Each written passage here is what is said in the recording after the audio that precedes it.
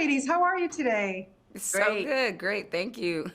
Oh, this movie, oh my God, Yay. terrified me to death. And all I have to say is, I don't know how the hell the two of you got through it.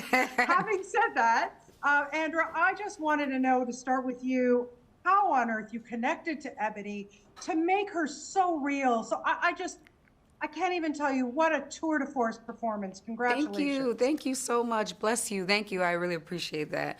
Well, first of all, thank you. And I think, well, first is, first thing I would say, first two things, prayer and then Lee.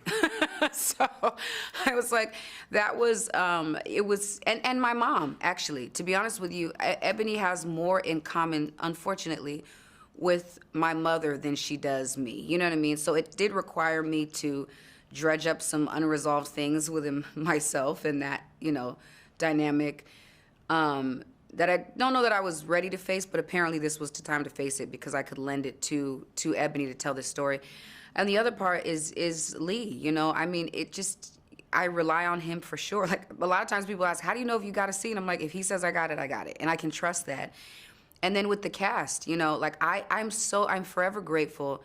I would have been fine just being on set with Glenn and watching her work and watching Monique work and watching. But then they also allowed me to treat them as family and love them as family. And they loved on me in the same way. And so I don't know, it was a perfect storm. I had my mom, I had Lee, I had Glenn, Monique, Ingenue, I had, it was a perfect storm. And I was well supported. So it's not this is a community endeavor, Yeah. Glenn, for you, I mean, look, we've seen you play some roles over the years. Yes. Like, I don't even know what to say. But Alberta, I mean, getting into her skin, wearing those clothes, the wigs, the whole thing. I mean, come on, talk about it. It was a great journey for me. When Lee called me and said he wanted to have this character, I had no idea, no clue how to play her. Yeah. And I said, I'm humbled by this, by my ignorance, and I'm going to, rely completely on you and the other cast members to inform me and to help me find who this woman is. And, we had enough time to prepare before we started, or to start, that journey. But for me, I mean, one of the big steps was the clothes.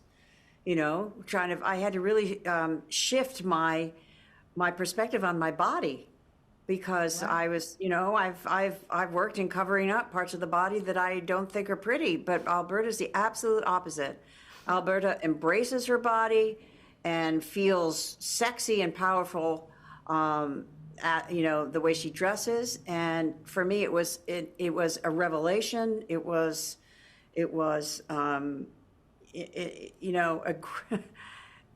It's something I take away from this, that I keep trying to tell myself, You look good, girlfriend. Yes, you ma'am. Look good.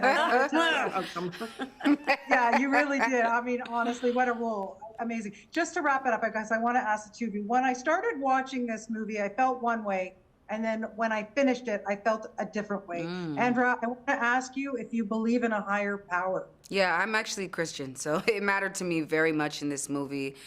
And it mattered for me to see people, to see her overcoming in that way, to watch Alberta in her faith, and to not, even though, two things, to watch Alberta not give up on her daughter and not give up on herself. She could have easily been like, my history is too dark, my history is too... So to really believe that. And for me, going into this movie was like, that was my prayer. And I first wasn't sure about it. And then I realized these are things that people are really terrified of on a daily basis. And there's a lot to be scared of. But there's a scripture that I love that says, perfect love casts out all fear. You know what I mean? And I think that you get to see that exemplified in this movie. And I know that was one of Lee's goals as well, too. So it was very fulfilling for me because of that. And very quickly, Glenn, how about you? Did you change your feelings, or do you believe in a higher power?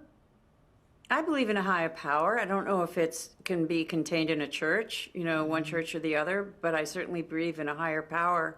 I think also the power of the story is about how powerful darkness is. And I think we have to realize that there are dark things in the world, and you have to have strength in order to fight them.